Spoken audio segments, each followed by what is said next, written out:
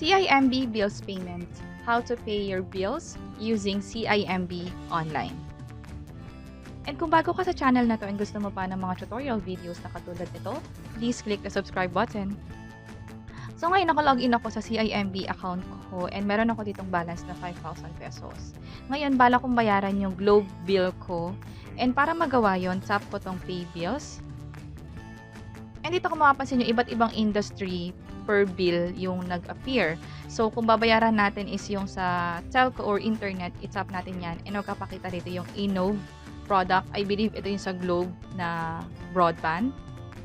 Sa internet naman, meron ditong Smart Bro, Sky Bundles, and yung PLDT, DSL.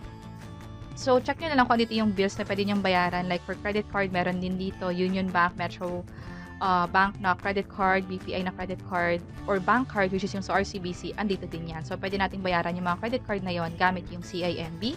So, ngayon, ang gagawin ko is magbabayad ako ng Globe na bill ko. So, tap ko tong cellular phones. So, either pwede kong bayaran yung Smart Cellular or yung Globe na Telecom. So, pakita ko muna yung requirements for Smart. Ito siya. So, kailangan lang i-enter yung subscriber account number and yung phone number mo sa Smart para makapag-proceed. So, pareho lang yung requirements kapag sa Globe. And mag-proceed na tayo dito sa Globe Telecom.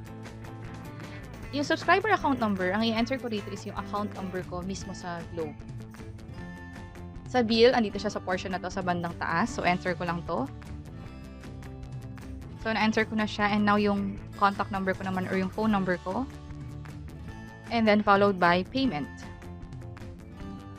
So, ang bill ko ngayon is 694.26. And then yung pagbayad ng bills dito sa CIMB is free of charge. Yan ay nakalagay dito. Biller service fee is 0 pesos. So, yung total amount na babayaran natin is 694.26. Yung pay from, saan manggagaling yung pambayad? Since isa lang naman yung account ko sa CIMB, i-tap ko na to. And then, add ko na rin siya sa favorites. Para next time, kung gusto ko man magbayad ulit sa Globe bill ko gamit yung CIMB, pipiliin ko na lang siya sa list of favorites ko.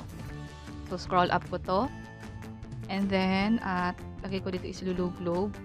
Yung name sa favorite, kahit ano naman pwede. Basta pag nakita nyo yon, alam nyo kung anong klaseng bill yon. Like sa akin, alam kong Globe bill to. And ako, or sa akin nakapangalan yung bill na to. So, tap ko yung next. And double check ko lang kung tama lahat ng information dito. So, tama naman. And tap ko na tong proceed or confirm sa bandang baba. Ito siya. And enter ko lang dito yung MP na sinetap ko before. Pinakita ko yan sa step-by-step tutorial guide on how to open an account sa CIMB. Andito yung link sa taas. So, enter ko lang yung MPin ko. And processing na siya. So, pag ganito, importante na stable yung internet connection. So, payment successful na daw. So, balik tayo sa homepage. And let's see. So, nabawasan na yung pera ko dito sa CIMB and also sa bills payment. Andito na yung logs. Yung sa Globe payment na 694 pesos.